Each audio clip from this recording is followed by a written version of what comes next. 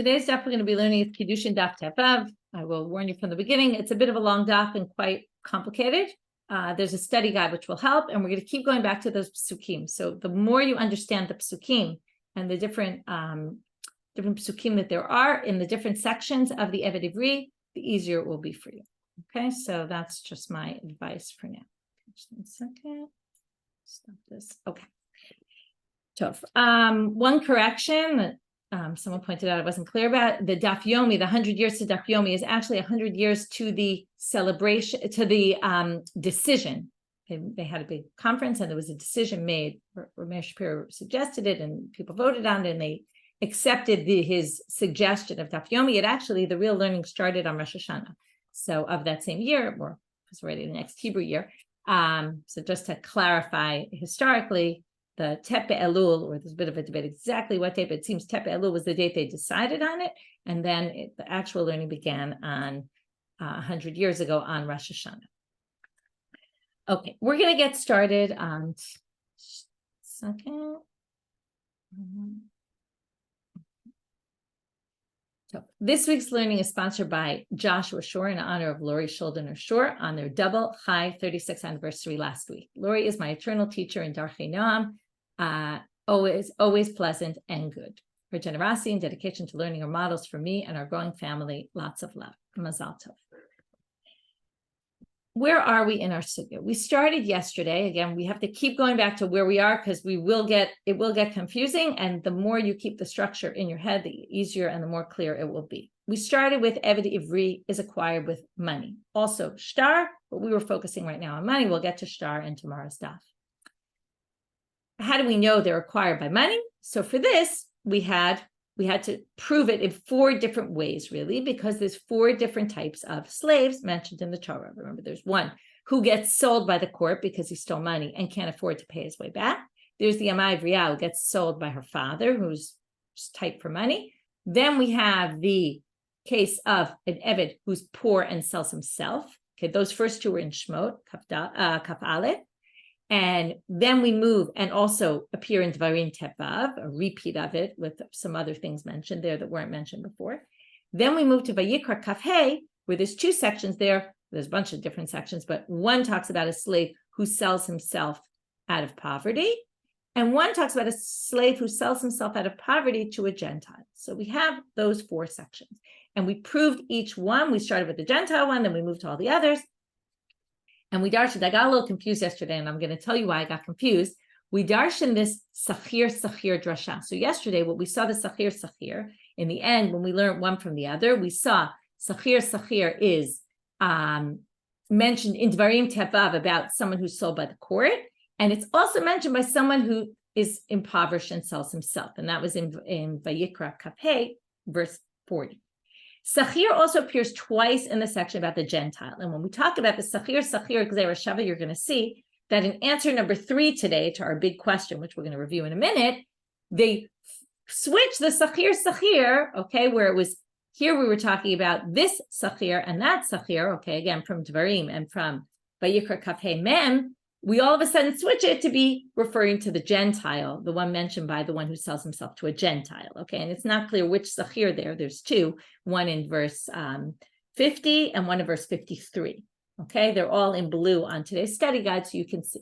So the sakhir, gezeira, shava that we're going to be relating to is really in all 3 places. But yesterday, the real focus was on the 2 that have to be people who are sold to Jews, to Jewish owners, and we were learning one from the other.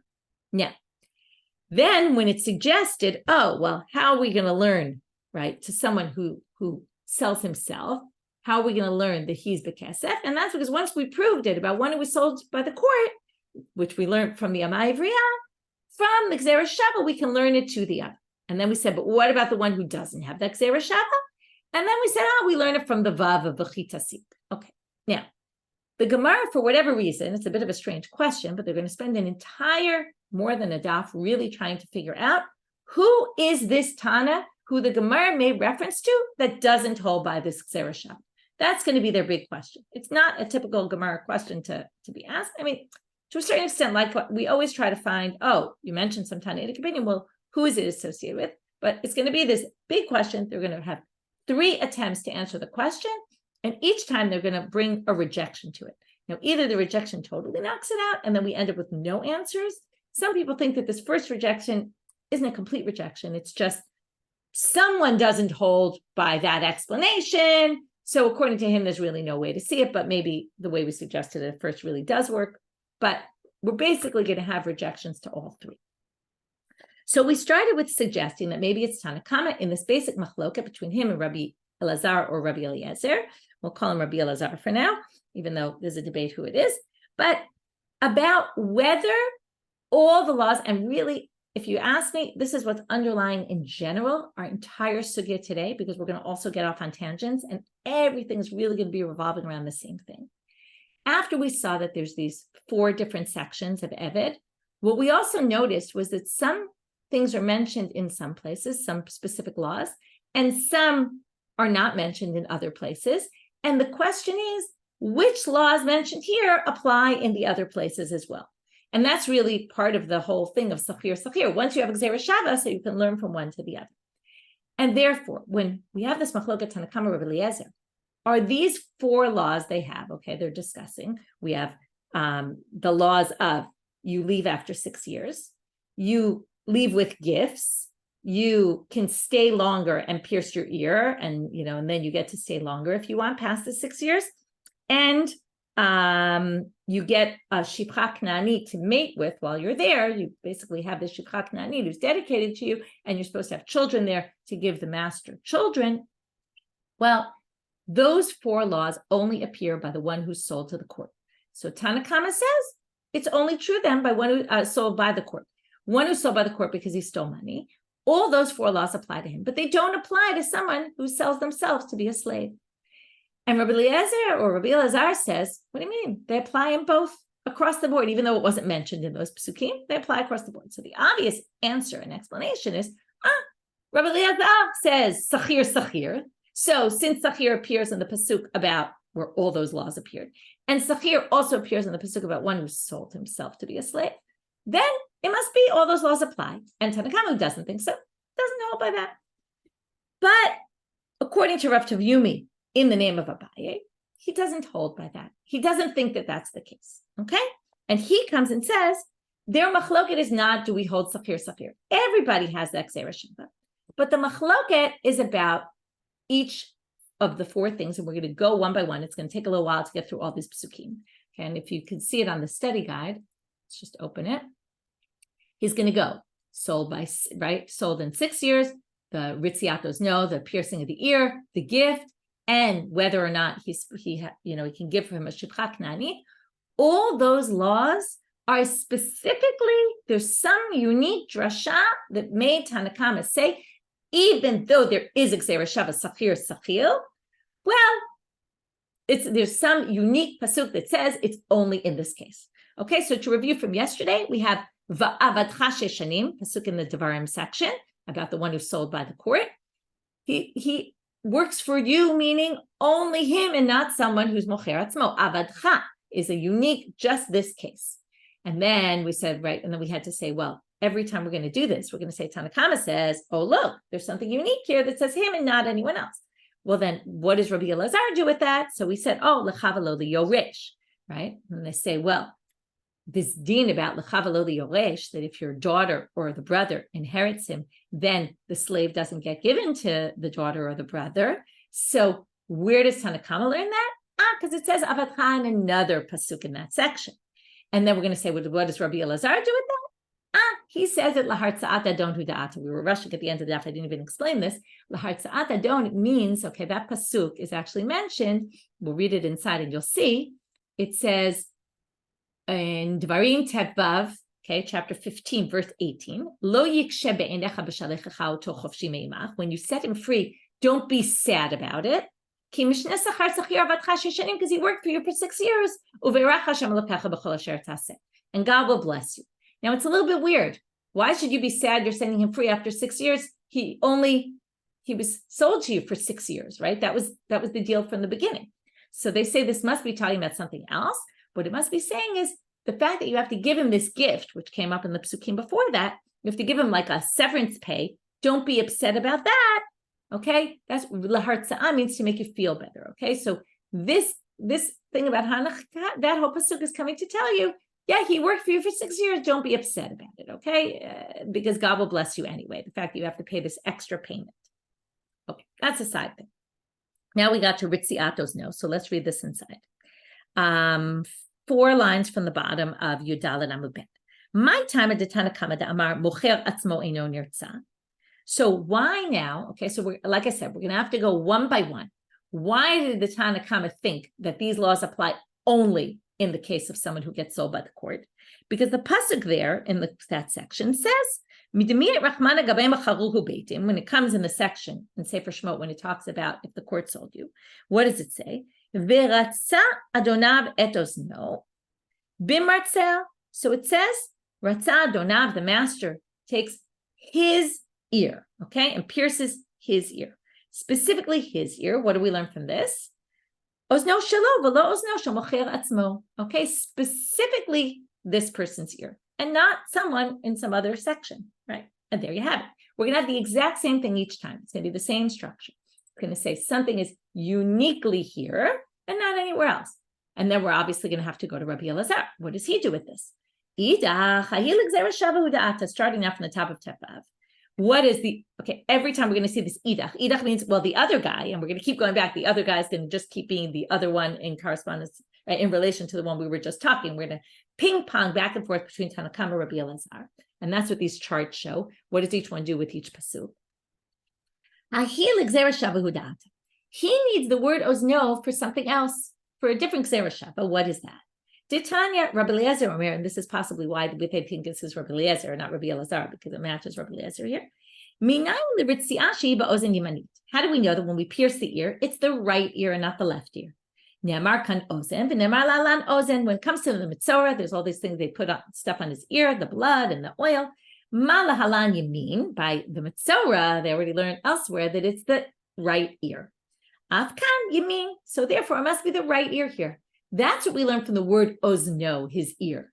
That the ear here is like the ear there, which is the right one. Okay, so now we have to go back to Tana Kama.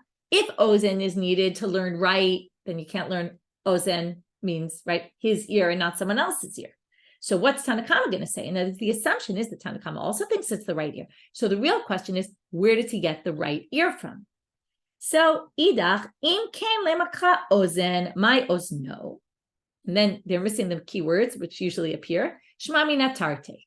What they're going to say is Tana Kama is going to learn 2 things, because it said, if you just wanted to learn right ear, it would have just said ratza donav et ozen b'mratzeh, even though you probably wouldn't say that, but this is the world of drashot. So he pierces his ear, because then he pierces the ear or ear. So the fact that it says his ear, you can actually learn 2 things. Ear teaches you the right. His ear teaches you not anyone else's, not the one who sells himself to be a slave.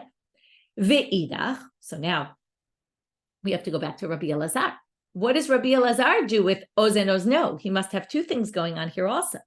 So, nafkalemi v'im yoma, sorry, I skipped. Hahi mebaile ozno v'lo ozna. What does ozno teach you? Now, this is also a little bit tricky, because in Hebrew grammar, generally you use the masculine, and that includes the feminine as well. But often in the world of drashot, and this is because usually the halakha came before the drasha, and the drasha was just a way to remember it, sometimes they specifically say, oh, it's masculine, that means only men. So what does he say? Ozno, and not ozna. If it was female, it would have said her ear. It said his ear, they focus on the his, meaning only men are allowed to get their ear pierced in order to be a slave forever, which again isn't forever, it's just to the jubilee year, and we'll get to all that later today. But females, maidservants, are not allowed to get their ear pierced and stay forever as a maidservant.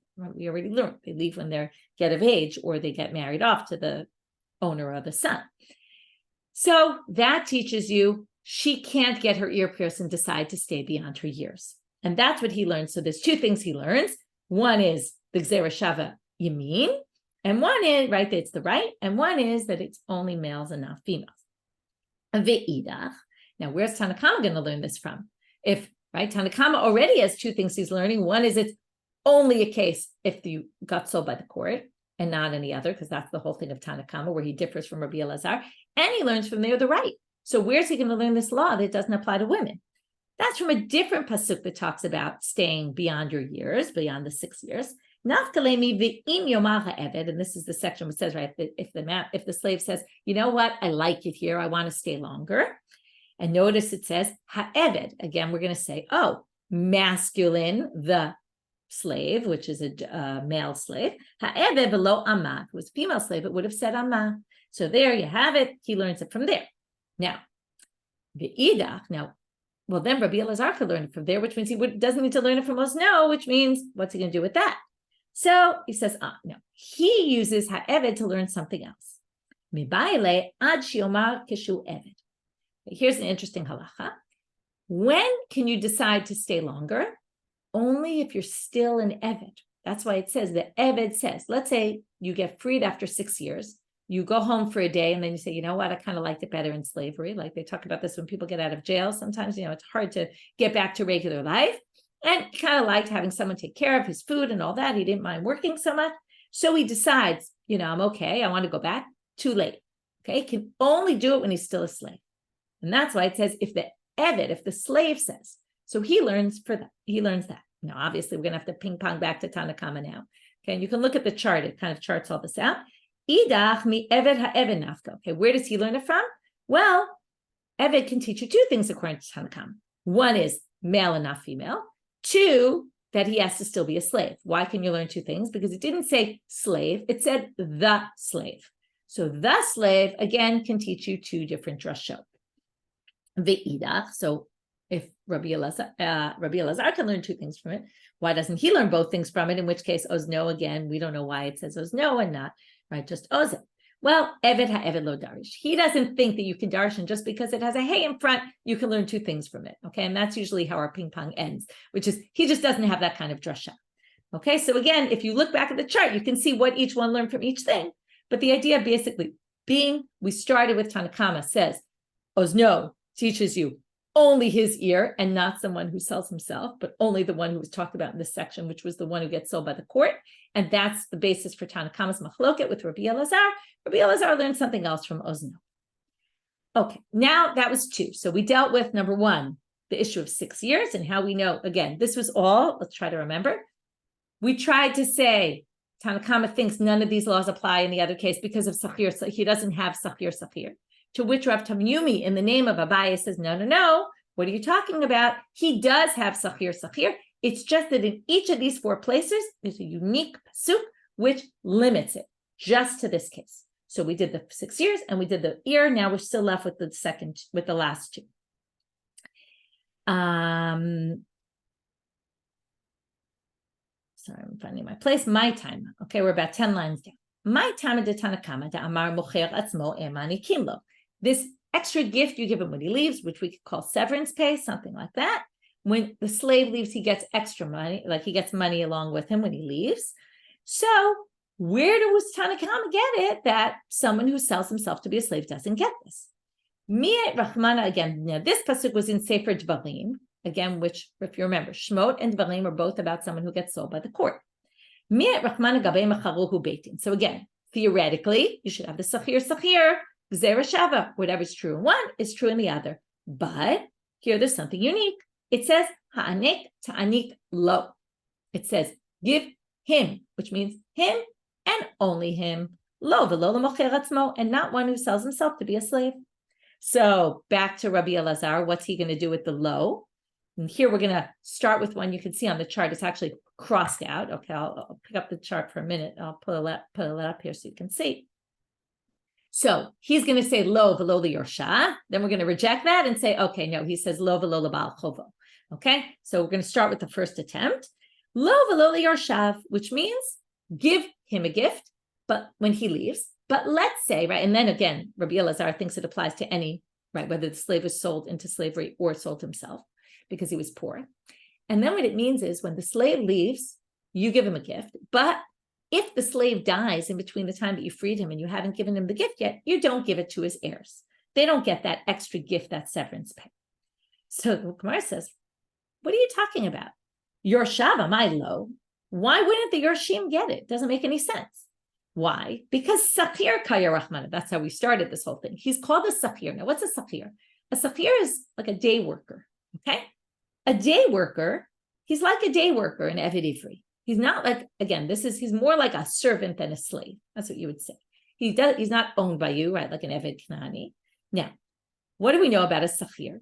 Let's say you work at a job and then you die at the end of the day before they pay your salary, but you worked a full day.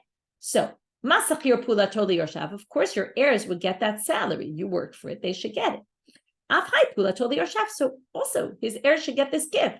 It's no different. Now, this is interesting because it's actually a question, and maybe you could talk about this in terms of severance pay, if you want to make the comparison. What is the nature of this extra gift that he gets at the end? Is it like payment for his work, or is it something else? Kind of, like if we compare it to getting out of jail, you kind of need some help when you get out of jail. You need some financial help to kind of rebuild your life. So the question is it really like a sakhar? Is it really like a salary, or is it something else? So this source assumes it really is like a salary payment. So therefore, this should go to his heirs. So therefore, that attempt to say, what does Rabbi Elazar do with lo, and lo is to exclude his heirs, doesn't make any sense. So let's do option number 2, which is actually going to stand. Ela lo velo labal chovo. When he leaves, you can give him you're supposed to give him this money as a gift, but you can't give it to someone he owes money to. Okay, let's say he has a debt. You can't give it straight to the person who he has a debt with. You have to give it to him directly. Well, why would you even think, why do you need a drasha for that? I mean, it's his money. Why would you go paying off his debts? Well, you might remember, there's a law called the Shiabuda de Rabbanit, okay, which is, we're going to read it right now. Now, you need the special drasha because he must have held in general, again, we're putting words in Rabbi Elazar's mouth, but he must have held in general like Rabbi Natan, Tanya, as it says in a Braita. Amar Rabbi Natan, if you owe 100 to somebody, and the person you owe 100 to owes it to somebody else, you who owe this 100 to your friend who owes 100 to some other friend, you can give it directly to the other person when you pay back the money. How do we know you could do this? So now that would be it. If generally you could do it, then you need a special drasha here to say, again, this severance pay is different. You can't use this money and give it directly to someone he owes money to a creditor of his. How do we know this? Okay, this is a pasuk they learn it from. You give it to the one who is guilty or whatever, but they learn it from there that it can go to somebody else. Okay, now, so therefore, since he generally holds by Rabbi Natan, in this case it's unique and it's different, and that's what the drasha is for. So we now explain what Rabbi Elazar does with that unique drasha that Tana learned from there. Lo means here and not someone who sells himself to be a slave. But Rabbi Elazar learns from here, no, lo, and not to his creditor. Ve'idach. Now, what about Tanakama? Where's Tanakama going to learn that you can't give it directly to the creditor? Well, ba'amanami lo svira l'am Rabbi Natan. You can very simply say, he just doesn't hold by this shibuda de Rabbi Natan. He doesn't think that in general this could be done. So therefore, you don't need an exception to the rule here that it can't be done, because it can never be done. If you owe me money, you have to give it directly to me. You can't give it to somebody I owe money to. What does he have to do with you? Okay, so that's how we end that section. So we dealt with the third issue of giving the gift. And where does Tanakama get it? That giving the gift is only in this case and not in someone who sells himself to be a slave. And then what does Rabbi Elazar do with that? Because he disagrees with that. Next, and the last one for this section,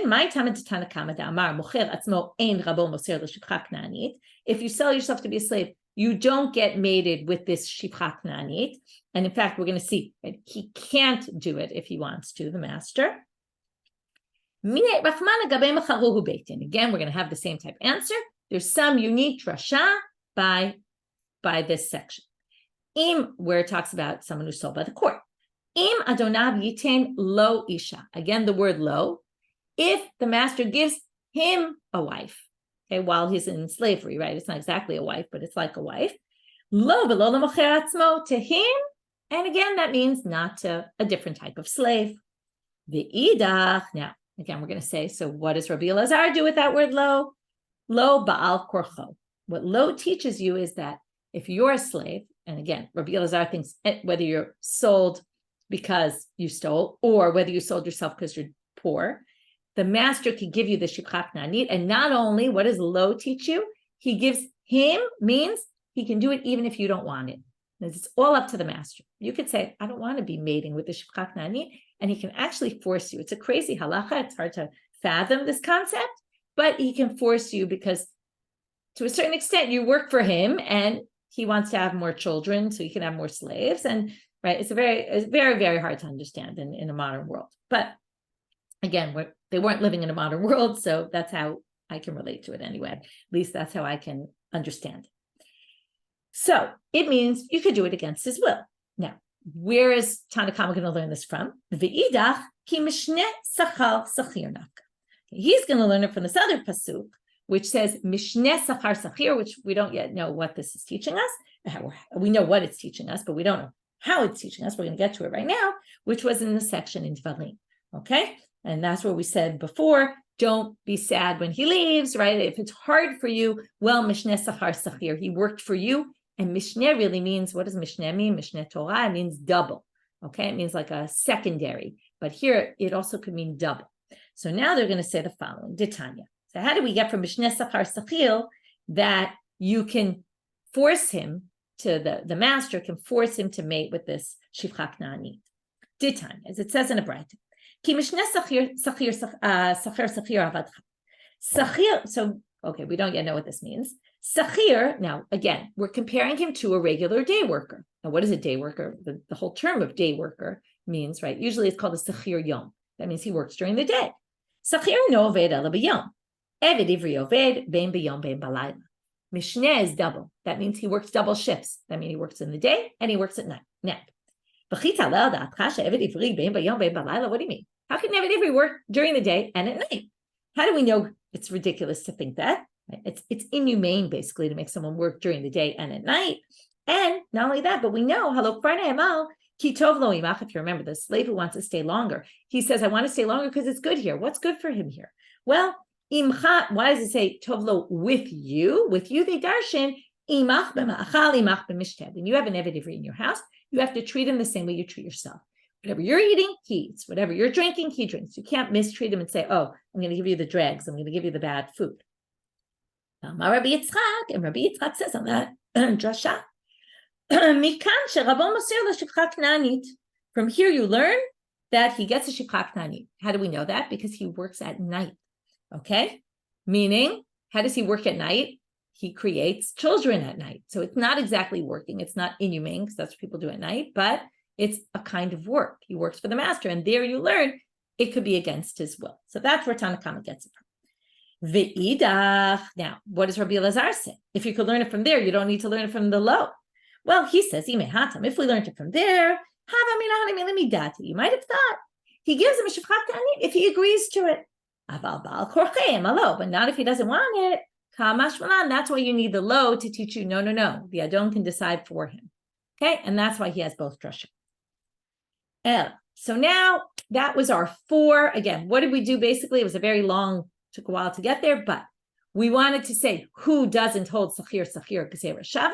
We suggested it was Tanakama of that Braita. We then say, well, according to Rav Yomi in the name of Abai, it's not the case because each time Rav Yomi says there's a different drasha in each of those 4 things, which excludes it from the gezeira shava. But really, there is gezeira shava. Just these 4 halachot don't apply across the board because of each one. And each time we had to say, well, what does Rabbi Elazar do with that extra word? And then we ping pong back and forth between the 2. So now we're back to our question.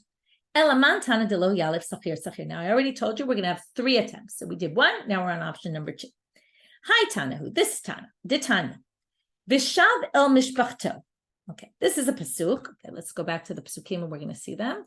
It's going to get confusing because some of the pasukim actually sound kind of the same. Okay, Vishav el mishpachto. I highlighted today all the pasukim we're going to use today. So we're in Dvarim, Vayikra Kafhe, Pasuk Mem Aleph. Now, what you really need to read first is Pasuk Mem. So again, we're talking about the section where you sell yourself to be a slave because you're poor. And then it says you work till the Yovel year. Notice it doesn't say 6 years. That was the whole thing of Tanakama. Since it didn't say it, does it apply or not? But you work till the Yovel year. And then it says, and you leave, right? since you go free, right, you go back to your family. Now, I didn't need the pasuk to tell me you go back to your family. Obviously, if you go free, where else are you going to go back if not to your family? That's where people lived in those days. Right nowadays, maybe people travel off and go to somewhere else. But in those days, you just went back to your family. So pasuk mem aleph is totally unnecessary.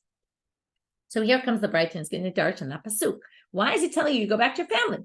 Obviously, if you go free, you go back to your family. Amar Rabbi Eliezer ben Yaakov. What's the now? We're going to do what we call a process of elimination argument. We're in the section of someone who sells himself to be a slave. But even mocher atzmo, if you want to say it's telling you that you leave in the Yovel year, if you sell yourself to be a slave, harei kvar more. That's already in the pasuk before. Then in the Yovel year, you work only till the Yovel year, which basically means you go free. So it can't be that pasuk can't be talking about what's right. What's crazy is it can't be talking about the section that it's mentioned in, right? If you sell yourself to be a slave. Even Nirtzev, it's talking about one who got his ear pierced and is staying beyond the 6 years and he goes free in the Yovel year. Harei kvar more. That we learned somewhere else, which we're going to have to wait to get to. We'll get to that in a few minutes. So by process of elimination, it must be talking about someone who was sold by the court to be a slave. Let's say this is just an example, 2 or 3 years before the Jubilee year. So then he doesn't leave at 6 years, he leaves at 2 or 3 years, right, whenever the Jubilee year comes. So this pasuk, which is not in the context of that, must be talking about in the context of that. Okay, what does this have to do with sakhir? Well, sakhir, lamali. If you had the drasha of sakhir, you wouldn't need to say that you wouldn't need a separate pasuk to teach you that one who's sold by the court goes free in the Yovel year. You would just learn it from, here it says Yovel, he goes free in the Yovel year, and it says sakhir, and here it says sakhir in the part about being sold by the court. So whatever's true for there is true for there, and then you wouldn't need this whole drasha. Nelif sakhir, you would have just learned the gezeira shava. So there you have it. It must be this Tana who has a special pasuk where he learned that law from, must not hold by the gezeira shava of sakhir. To which Rav Nachman bar Yitzchak comes and rejects this. Amar Rav Nachman bar Yitzchak laolam yalif sakhir. No, he does. He learned sakhir, but you still need this pasuk. Why? It's derich. You need it. Mocher atzmo goes free in the Jubilee year because he didn't do anything wrong. He was just poor. But maybe if the court sold you, this is actually very logical. If the court sold you to be a slave because you stole money and you didn't have the money to pay back for it, maybe you don't go free in the Jubilee year after 2 years. You have to pay your 6 years in court, in jail, so to speak, right? In paying it back to what you stole. So, kamash malan, therefore, you would need the drasha. Even though we have the gezeira shava, you would still need it, okay? Because you wouldn't have thought. Now, before we get to answer number 3, we're going to go in depth into something we mentioned before that we didn't really explain, which is they said this pasuk can't be talking about a nirtza because it's obvious we learned it from somewhere else. Well, where is that? We're going to see right now. So, Amar Mar is a quote from the Bright we just quoted. Even nirtza harei kvar more. So, mahi, where does it say this? Ditanya. Okay, now we go to a different pasuk, which sounds very, very similar to that pasuk we just read, but it's in the beginning of that chapter in Vayikra, in verse 10. Here, it's not talking about slaves yet. It's just talking about the Jubilee year. It says, make the Jubilee year sanctified. It's Yovel. Okay, we're in pasuk 10. Vishavtem isha lechuzato v'isha mishpachto tashuvu. Everybody goes back to their land, and everybody goes back to their family, right? That's talking about two different things. But going back to the family is obviously talking about slaves. But we know this from the other psukim, so why does it need to be there? So, again, we're going to do the process of elimination. Now, based on the previous brayta, we already learned mocher atzmo, because it says it right there, harei kvar more. Even macharuhu beitin harei kvar more. Those were verses 40 and 41. One we said was for the context there, and one was going to go back to the one who gets sold by the court. So therefore,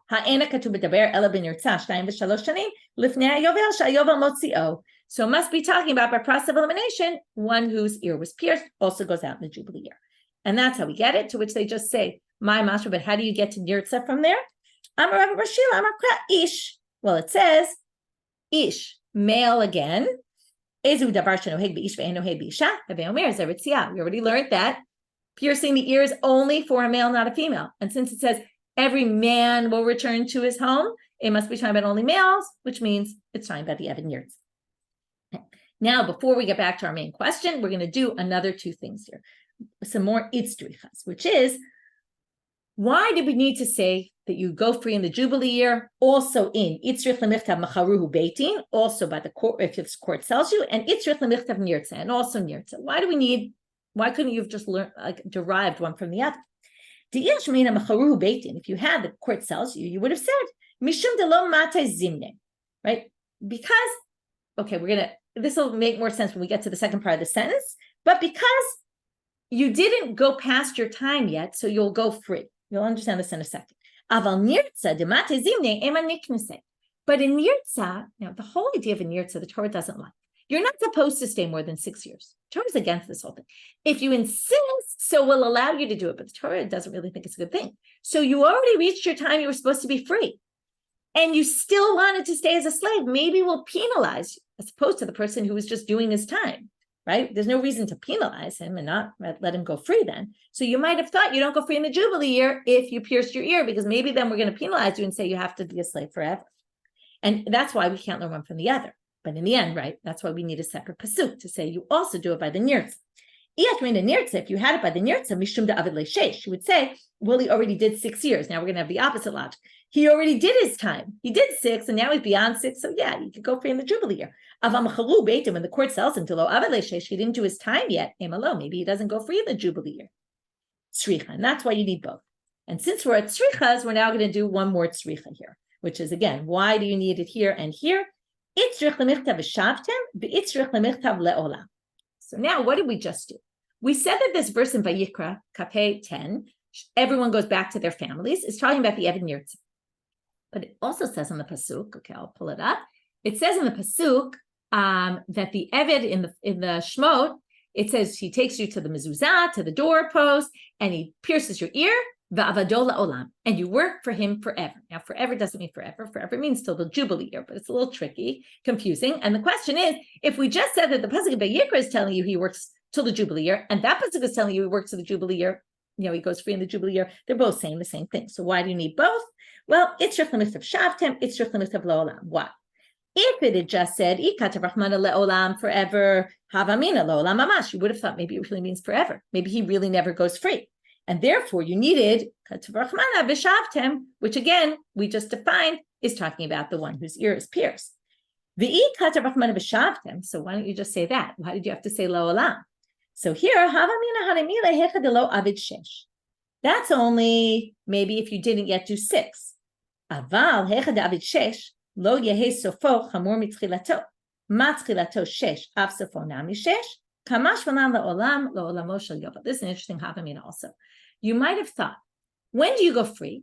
If it's not yet 6 years. But if it's maybe, you would have to work 6 years at least till you go free when you're nirtza, because maybe you shouldn't be any less, right? Just like in the beginning, you're supposed to work 6 years. Maybe at the end, you also have to work 6 years. And maybe the theory, what they're thinking here is that, forget the jubilee year, what they're thinking here, avadola olam might mean, right? If you didn't have avadola olam, you would say they all return. When do they return? Maybe you would have thought they all return at 6 years. Maybe they don't, maybe after you pierce your ear, you don't stay forever. That's why you need to say you stay forever. And what does forever mean? Well, la'olam shel yovel, just till the next jubilee year. But you might have thought, we're not going to make it worse than the first 6. You're only going to have to work 6 years. But Le'olam tells you, no, you work forever, meaning again, till the next jubilee year. Okay, so those were all these asides from the second answer. Now we're going to the third answer. Elaman Tana de lo yalif sakhir, Rebihi. So now we're going to try attempt number 3 to say who doesn't hold by sakhir. Did Tanya, as it says in a Braita, now moving to Amud Bet. I know we're almost at the end of our time. We're only on Amud Bet. It's a hard, long daf. I did warn from the beginning. Try to get through this quickly. Im lo yigael be'eli.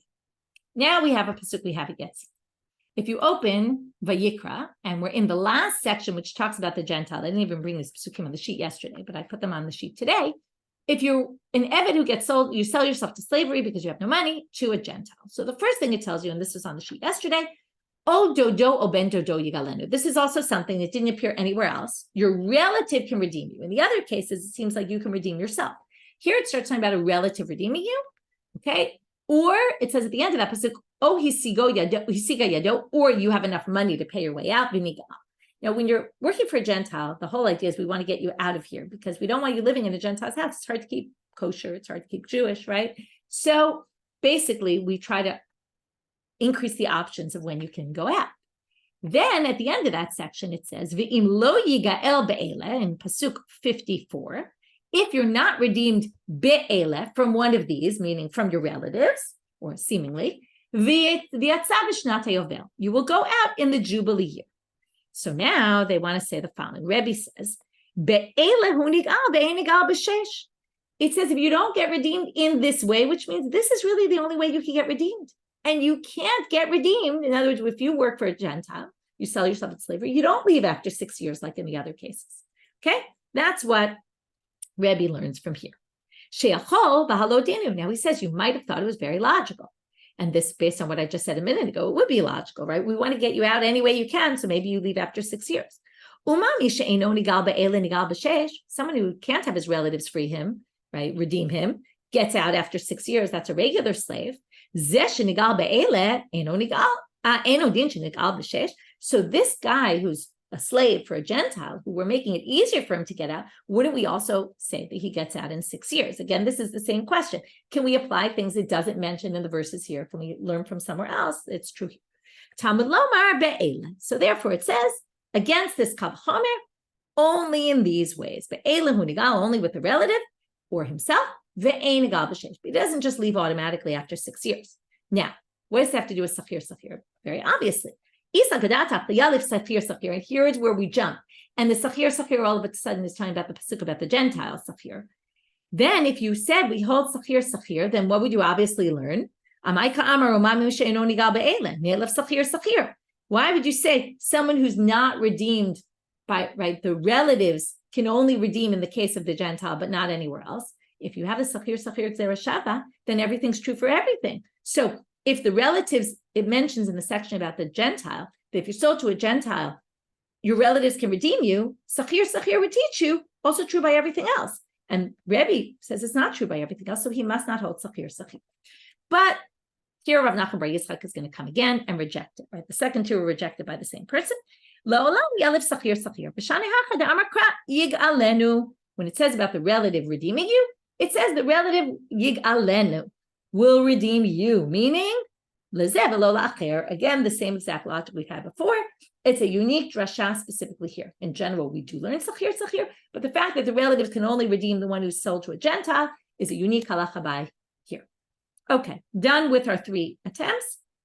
But since we're already on this topic, just like we did with the other 2, we now want to delve into it more in depth. Tana de palagale de Rebbe. Who disagrees with Rebbe about this be'ele and darshans the word be'ele some other way? Rabbi Yossi Aglili Rabbi Akiva, de Tanya, lo yigael be'ele. Now, the pasuk, again, you have to see it inside. And again, there's charts and all that, and the flow is further down on the sheet. I'm not showing it all here. But the pasuk says, if you're not redeemed in these ways, then you leave in the jubilee year. Now, obviously, you leave in the jubilee year because it says just before, you work till the jubilee year, okay? It says that in pasuk 52. So why does it have to say again, you leave in the jubilee year? It's obvious. So this must be teaching you something different. So they darshan this pasuk. That's why everybody darshans it. So Rebbe darshaned it in his way, that be'ele hu nigal only in this way and not after 6. And then you would either someone redeems you or you go out in the jubilee year. Those are your only 2 possibilities. Rabbi Yossi Aglili and Rabbi Akiva have a machloket, but they each understand it differently from Rebbe.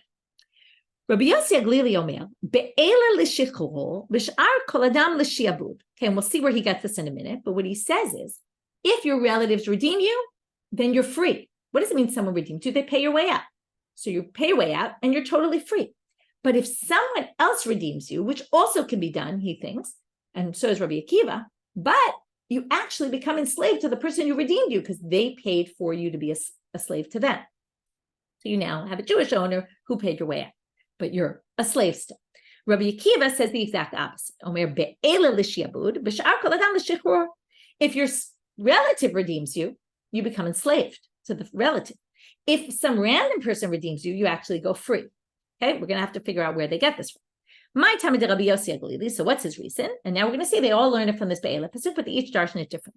Amar Kra, the pasuk says, Im lo yigael be'ele, ela be'acher v'yatza b'shnat hayovel. So again, this is totally taking it out of context, but because the pasuk makes no sense otherwise, because it's unnecessary, it must be the drasha, which means if you're not redeemed by any of these people, but you are redeemed by somebody else, you'll leave in the jubilee year because you'll be a slave. to them, and then you'll at least go free in the jubilee year.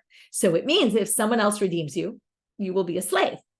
And that's what he was looking for, but not if you're relative, because if you don't get redeemed by your relative, meaning if you get redeemed by your relative, you won't be a slave at all. Rabbi Akiva Omer, Im lo yigael, and he adds one word, which the Gemara is going to have trouble with. Like, what do you mean you added a word here? If you don't get redeemed, ela be'ela, but by these people. Meaning it's really the opposite of the simple reading, right? Im lo yigael be'ela means if you don't get redeemed by your relatives. He says if you don't get redeemed by someone else, but your relative redeems you, then you'll work till Shnat Yovel for your relative, and that's Rabbi Akiva. So lo yigael ela be'ela, then v'yatza b'Shnat Yovel. For Rabbi Yossi Aglili, we'll say to him, Midi ela be'elektiv. It doesn't say, but by your relatives. So how could you possibly say it? So therefore they say, okay, it must be something different. Ela b'hakrai kamifligay. What they're really arguing about is the earlier pasuk, which said in that same section, O dodo ben dodo yigalenu. And I already showed you, right? There's either your relative redeems you or you redeem yourself. We're actually going to see on this drasha, there's 3 people who can redeem you in this pasuk. There's either dodo ben dodo, your uncle or your cousin, that's one. Zegulat krovim, that's relatives. O hisiga yado, or you got the money for yourself. Zegulat atzmo. Vinigal, and you got redeemed. That word must be a third party, which is zogulat achirim. That means somebody else. Now, what's the machloket? So we now have these 3 types. The middle type is you redeem yourself. Now, obviously, if you redeem yourself, you're a free person. So the question is, which one do we learn from this to the last one or from this to the first one? And that's the machloket. Rabbi Yossi Aglili Savar, midrash nidrash lefanav. If you have something, we know from Be'ele that one of them you're going to stay enslaved. And we know from here that one of them you're going to go free. And the question is, right, so the middle one you're going to go free, which is yourself. Now, which one do we learn from there? What other case do you go free? Either the pasuk before, or right, the earlier, the relative, or the one mentioned at the end, which is the other person. So Rabbi Yossi Aglili says when we have an option to say we're going to learn from this middle one to one of the cases, we're going to go to the previous. So we're going to learn from his own redemption to the relatives. So since you redeem yourself, you go free. Also your relatives, you go free. And Rabbi Akiva is obviously going to say the opposite. We're going to have it dart into the next pasuk. Take other people and learn from there to yourself. So if you redeem yourself, you go free. If other people redeem you, go free. So then they say, but then I understand. You said the whole drasha was based on Be'ela. That's how we started. Rebbe said Be'ela means this, and they said Be'ela means that. So how could you say it has nothing to do with that? So they say, well, it's a combination. If you didn't have Be'ela, you might have thought you go free no matter who redeems you. But the Be'ela showed you that there was one case, that there was one case where you stay a slave, and therefore you need them both. So then they say, right, so you would have thought everyone goes free. To which they say, but still, but then we still go back to the question of Rabbi Akiva. The Be'ela makes no sense that it means if you got redeemed by your relative, you'll be a slave. It really says the opposite. So they end with saying, we'll end today's stop with this. Their machloket is all about logical argument. It's not really from the Psukim.